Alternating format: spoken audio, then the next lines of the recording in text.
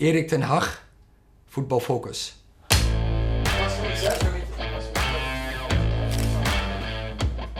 When you were playing as a player, did you know that being a manager was the next stage for you? Did you know that's where you wanted to go, or did that come at a later stage?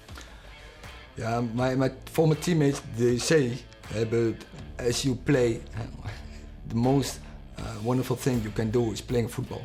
And the dressing room is the banter. Yeah, it's the best area you want to be.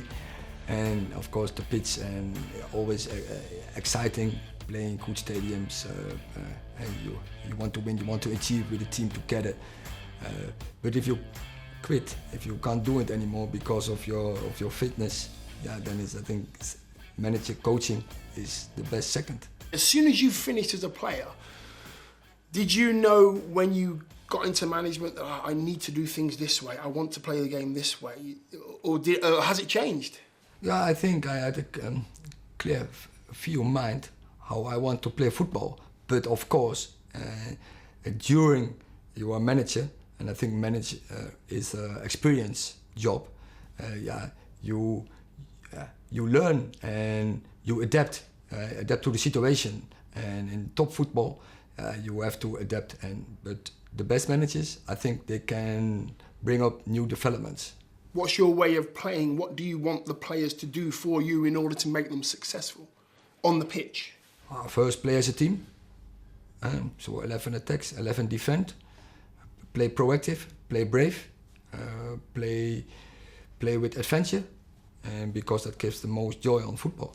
And in regards motivation to the players, do you motivate them daily? Do you speak to them daily, individually? Do you expect them to be motivated because they're playing for Manchester United? That's your job as a manager. You have to communicate every day, and even if you don't communicate, you communicate. Non-verbal is also a big tool as a manager. And so if you don't do it, if you don't communicate, the team will have an opinion about that. So you have to be aware of that. But yeah, it's in me. I want to communicate every day, sometimes and often collective, but also individual. I want to know not only the football player, but I also want to know the person and what's behind the player. When you're bringing players in, you obviously know that that player can change your team for the better or improve your side, but you have to know that the person fits in there too. Sure, yeah, and of course you make analyze of your squad and what is the weakness, what are the strengths, and where can we improve, and which players are on the market. But it's also really important that you know the characters of your current squad, and also the players who you bring in, what characters they, and what behavior they have, and what the effect is, or the probably effect, because you don't know, but you think on a probably effect they have in the dressing room. Mm-hmm. Tell me about Steve McClaren. You brought him to the club. I seen a bit of footage that Steve McClaren was explaining. He was getting ready for pre-season. And you at that time were his assistant. He was saying to you, Erik, I've got to get ready for pre-season. I've got to get ready for this. We've got to do this trip. We've got this game. And you came out with this book that had every day, every training session, every coach, how many minutes. Have you always been that methodical? And what was in the book? Yes, I think I'm methodical, but what the cool thing is, what Steve bringing to FC Twente was a winning belief. He brought the belief in Twente that FC Twente could win the championship, and so they did. And he did a great job in FC Twente, and he's unbelievable famous now in that region. He's a hero forever. Are there rules that you take with you wherever you go when you're in charge of a football club or a football team? Are there things that you take with you that have to be done under your regime as a player?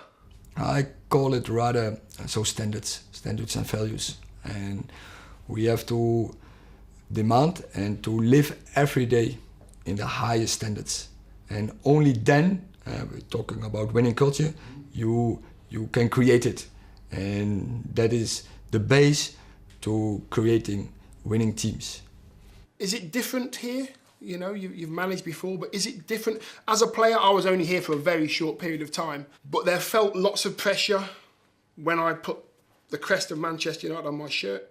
A lot of pressure to do well, which I think is correct. I think that's correct. However, as a manager, does it feel differently being here? Yeah, but you must enjoy it. Correct, absolutely. You must enjoy it. So obviously, there are high expectations, but you have to enjoy it and get your energy out and your belief out. And the only thing what you can influence is your game. And then know that football, it's a team sport, so you have to do it with 11. So you need the team, you need the squad, you need the team around the team, and when they stick together and you have a clear concept, you will get success. But I know also there will come setbacks, and also the setbacks we have to go through together, fans, but team especially, they have to go forward, deal with the setbacks, play as a team, fight for each other, and when there are the setbacks there, you have to deal with them and to turn around. For you, what's acceptable this season for this football club and this group of players? We know the standards, we know the expectations, so we have to win every game.